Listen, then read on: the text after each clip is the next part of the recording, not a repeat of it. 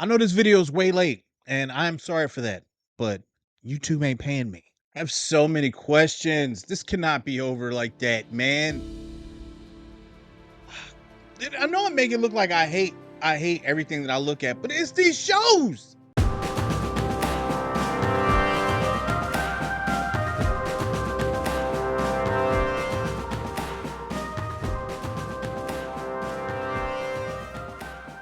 I'm tired of these shows trying to outsmart everybody, and they just end up looking like foolish. Like, oh, we'll leave them with some questions. That ought to get them. They'll love it then. No, I want you to answer the questions. That's why I'm watching. That's why I've been watching all these episodes. I watched episode 5, and I was like, okay, now we're starting to get back to the main story, right? They're looking for this cave, and that's supposed to be like this thing, like that no one wants them to find. Hank's trying to keep him out of the cave. They're trying to stop him, but they know about it now. They're about to head out there, right? I don't know why you wouldn't just call everybody and have an entire police force come out there, but that's fine. It's 2 lone cops headed out to this dry ass cave, trying to figure out how we gonna break in. Somebody look at me and say, Smitty, what exactly did you not like about this episode? The whole thing. I want you. Here's my issue with these shows, right? I want you to sit down and I want you to watch these shows, and when it's happening, I want you to ask yourself, is that something that I would do? Would a human being do that? I don't think that they would. And I'll give you some examples in a minute, once I go over the plot and how this was all wrapped up. So, here we go. Riz and Navaro find their way into the cave, and that cave, after walking through that cave for a while, Navaro gets a feeling. She gets a feeling that just to her left Ta-da! is the way that they should go. I got a problem with this, but we'll come back to it.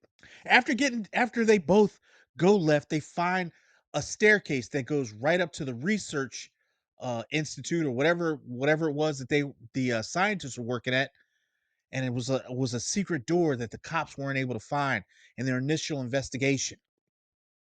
After they go through that door, they find a gentleman in the cave who's been hiding there the entire time.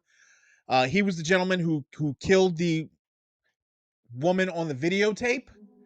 And it turns out the townspeople, who were convinced that the sheriff or the police did not care enough to want to do something about it, decided to take the law into their own hands and dispatch of these scientists for what they did.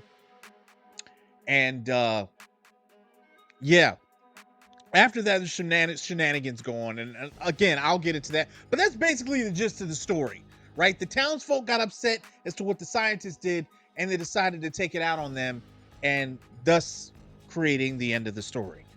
Here are all of the problems that I have watching all of this. Problem 1. What is the deal with the tongue that was found under the table? Now, I know that the woman who was deceased in the cave, YouTube, trying not to piss you off, her tongue was cut out, right? But there was so much time that had passed by for them to find it under a table, like all this time later. How did that happen? How did that happen? Where did that tongue come from? And then they came back to it in the last episode, and it was just like a print there, I guess, of where the tongue had been. So now I'm like, is this like a ghost tongue? Is this a ghost tongue? Like, what is happening, man? Like, is this just them showing the cops the way? I'm all good with True Detective, like not holding your hand, like trying to show you a certain way. But when you introduce spirits and then ghosts and premonitions and stuff, like, you have to answer these questions. You can't just throw a tongue on the floor and be like, there you go, there's a clue.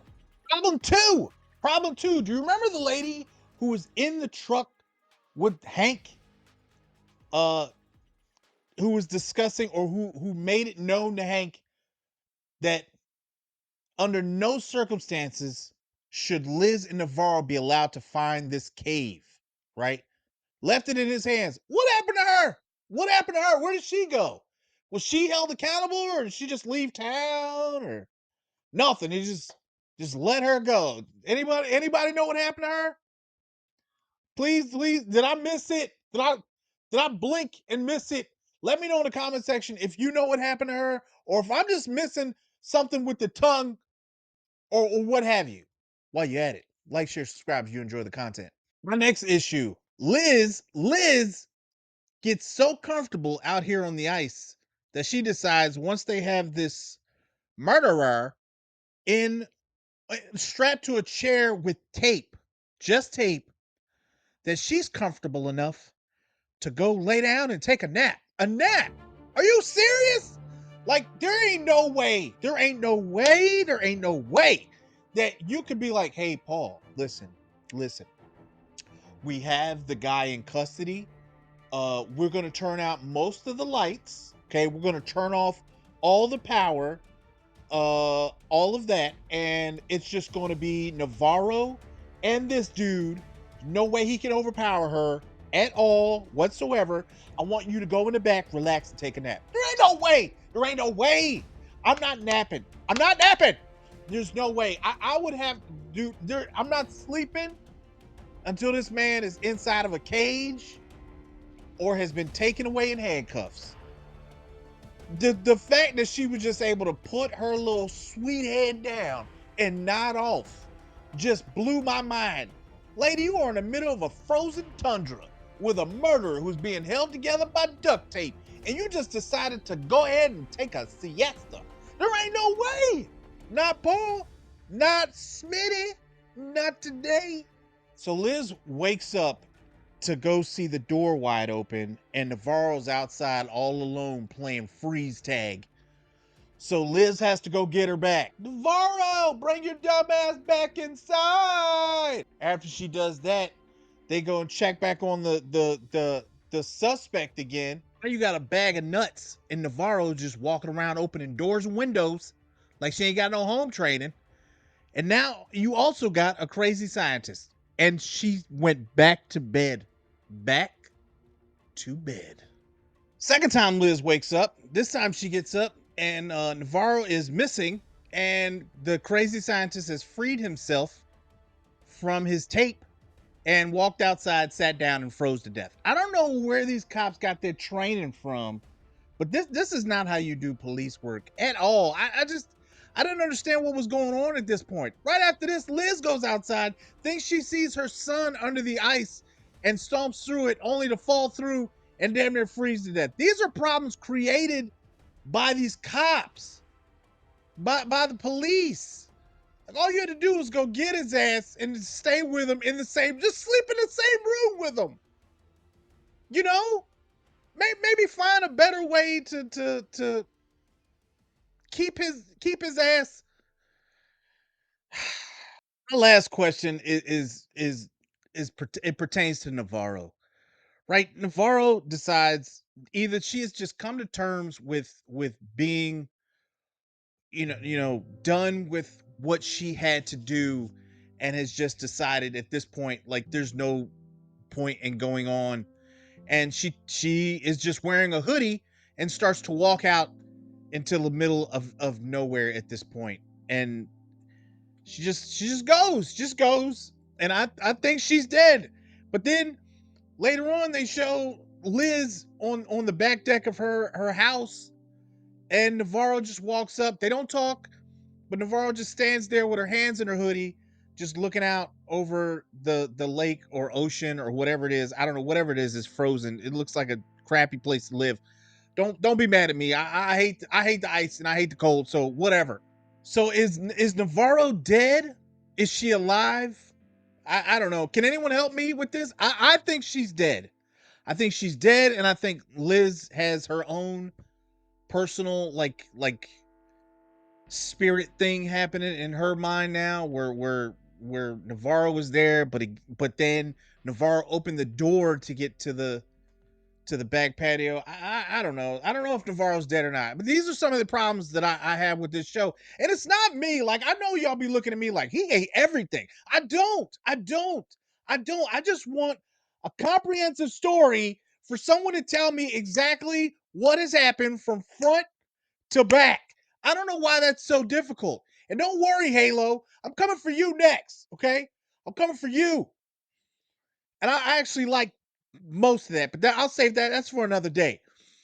This is just it. I wanted to like this so much. Episode 5, I liked a lot, and I really thought it was going somewhere. But then all this ridiculousness happened, and I was like, why is all of this happening? It's not even like it was a problem was created by the scientist or the suspect who had done all of this stuff, or the women who held the scientists accountable. It was just the sheriff and Navarro going out there and then causing all these problems by not doing stuff the right way. I just didn't understand what was going on. So I'm sorry if I didn't like the last episode. I was kind of disappointed me. It wasn't all the way disappointed. It was just kind of meh. I just I didn't really care. You know.